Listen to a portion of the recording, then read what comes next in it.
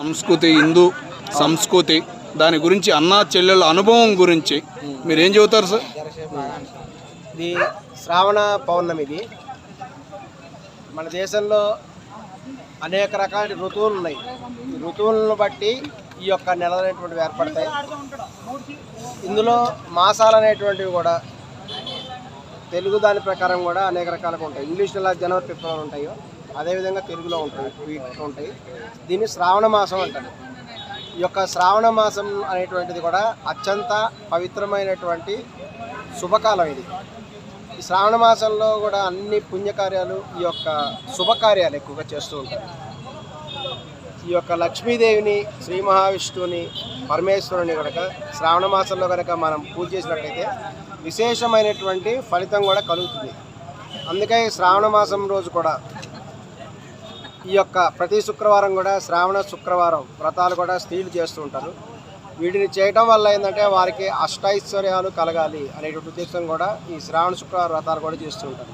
అలాగే సోమవారం కూడా శ్రావణ సోమవారం రోజు ఈ యొక్క శివాలయంకి వెళ్ళి పరమేశ్వరుడికి కూడా అభిషేకం కూడా చేయించి ఇక అక్కడ కూడా పూజ చేయించి తీర్థప్రసాదం కూడా స్వీకరిస్తే తప్పనిసరిగా కూడా పరమేశ్వరుడి యొక్క కరుణాకటాక్షం కూడా కలుగుతుంది.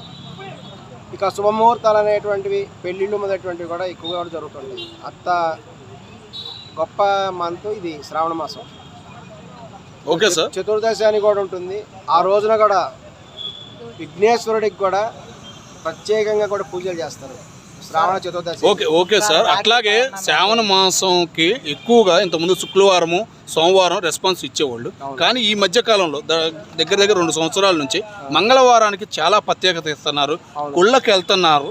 దేనివల్ల సార్ మంగళవారం అనేది ఏంది స్పెషల్ ఏంటి సార్? శ్రావణ మంగళవారం రోజు మంగళగౌరి వ్రతం అనేటువంటిది కూడా చేయవచ్చు. ఈ పెళ్లి కాని స్త్రీలు ఉంటారు కదా, వివాహం కానిటువంటి స్త్రీలు కనుక అక్కడికి వెళ్ళి పూజలు కనుక చేస్తే వాళ్ళకి తప్పనిసరిగా వెంటనే కూడా వివాహం అవుతుంది అనేటువంటిది కూడా ఉంది. అంతే కూడా మగవాళ్ళు కూడా కొన్ని దోషాలు ఉంటాయి. ఈ దోషాలు ఉన్నటువంటి వాళ్ళు కూడా ఈ యొక్క మంగళవారం రోజున దేవాలయానికి వెళ్ళి అక్కడ కూడా పూజలు చేయించుకుంటే ఆ యొక్క దోషం కూడా తొలగిపోతుంది. వెంటనే వివాహం కావాల్సిన వాళ్ళందరికీ కూడా వెంటనే వివాహం జరుగుతుంది. ఎటువంటి అడ్డంకులు ఉన్నా కూడా తొలగిపోతుంది. ఏ టెంపుల్కి వెళ్ళాలి సార్ మంగళవారం రోజు? శ్రావణ మంగళవారం రోజున మామూలుగా ఏంటంటే అందరూ ఏంటంటే ఆంజనేయ స్వామి గుడికి వెళ్తారు. అక్కడ జంట నాగులు అనేటువంటివి ఉంటాయి.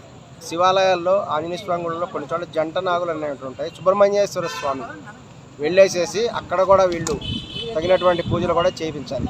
చేయించినట్టయితే వాళ్ళకు ఉండేటువంటి రాహుకేతు దోషాలు ఏమైనా ఉంటే కూడా తొలగిపోతాయి. ఇక కుజగ్ర ఈ యొక్క దోషాలు జాతకంలో ఉండేటువంటి ముఖ్యంగా వివాహం కానటువంటి యువకులు కూడా ఈ యొక్క మంగళవారం రోజున అక్కడికి పోయి పూజలు చేస్తే దోషాలు తొలగిపోయి వెంటనే వివాహం జరుగుతుంది అని కూడా భావిస్తారు. సార్, 1 more క్వశ్చన్ ఏంటంటే రాఖీ పౌర్ణమి